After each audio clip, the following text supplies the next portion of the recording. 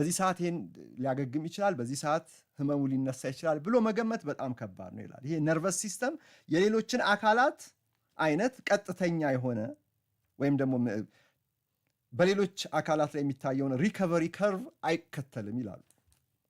የማገገም ሂደቱ እንዴት እንደሆነ ከሌሎች ጋር አነጻጽረ የምታየው አይደለም። ለመገመት በጣም አስቸጋሪ ነው። ድካም የህመሙን መቋቋም አቅምን በፍጥነት እንዲቀንስ ያደርገዋል ይላሉ። ተጫዋቹ በደከመ ቁጥር ህመሙ እየተሰማው ነው የሚመጣው። ተጫዋቹ ይበልጥ ባረፈ ቁጥር ህመሙ እየተደበቀ እያነሰ ነው የሚመጣው እና አንድ ተጫዋች በመጀመሪያው ግማሽ ላይ ሙሉ ለሙሉ ከህመም ነፃ ሆኖ ቆይቶ 65ኛው ደቂቃ ላይ ታመምኩኝ ብሎ ነገር ሁሉ አሽቆልቁሎበት ቀይሩ ሊል ይችላል። ስለዚህ ነው የማይገመት ነው የሚባለው። ጉዳቱን ለመቆጣጠር በጣም አስቸጋሪ ነው። እንግዲህ በዚህ ዓለም ዋንጫ ላይ ዴክላን ራይስ ከእንግሊዝ 6 ጨዋታዎች በ5ቱ ላይ ተጫውቷል። በ5ቱ ላይ የመጀመሪያ አሰላለፍ ውስጥ ገብቷል። ከጋና ጋር በነበረው ጨዋታ ላይ ይሄ የጡንቻ መደንዘዝ አላለ ዴድ ሌግ ገጥሞት በግራ እግሩ ታችኛው ክፍል ላይ ባቱ አካባቢ የሆነ ነገር አስሮ ታይቶ ነበር። ከክሮሺያ ጋር ተቀይሮ ወጣ። ከፓናማ ጋር የምድቡ የመጨረሻ ጨዋታ ላይ እንደዚሁ አልተጫወተም። በ32ቱ አሁን የፓናማ ጨዋታ ላይ ነው ያረፈው። በ32ቱ ጥሎ ማለፍ ዙር ላይ ከዲሞክራቲክ ሪፐብሊክ ኮንጎ ጋር በነበረው ጨዋታ ላይ ተቀይሮ ወጣ።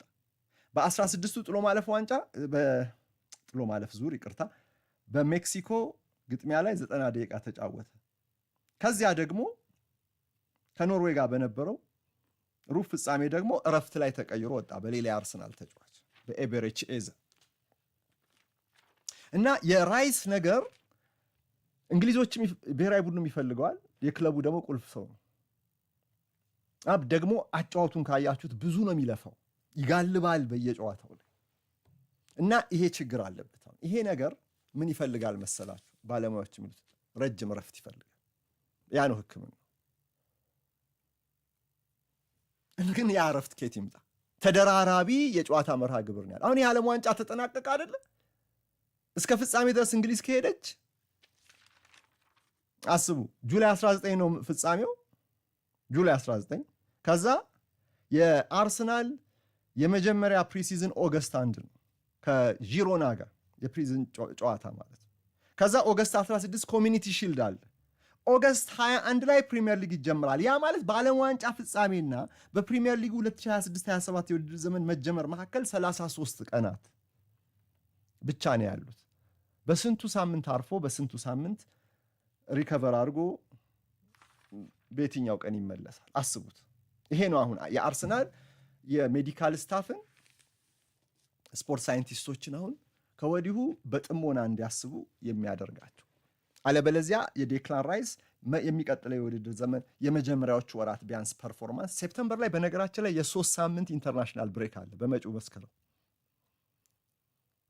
ይሄ ለተጫዋቾች ሰርግና ምላሽ በቃ በጉጉት የሚጠብቁት እረፍት ነው። ግን ደግሞ ኢንተርናሽናል ብሬክ ስንል የእንግሊዝ ብሔራዊ ቡድን ደግሞ እንደገና የሚጠራው ከሆነ እዛው ብሔራዊ ቡድን ዝግጅት ላይ መቆየቱ አይቀርም።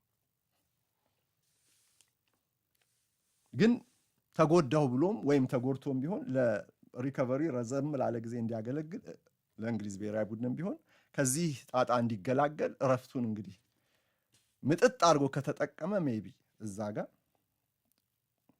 ይበልጥ ሊጠቅመው ይችላል። ለዚህ ነው የመጀመሪያዎቹ ሳምንታት ላይ እነዚህ ተጫዋቾች ሪስክ አለባቸው የሚባለው የሚቀጥለው የውድድር ዘመን የመጀመሪያዎቹ ጨዋታዎች።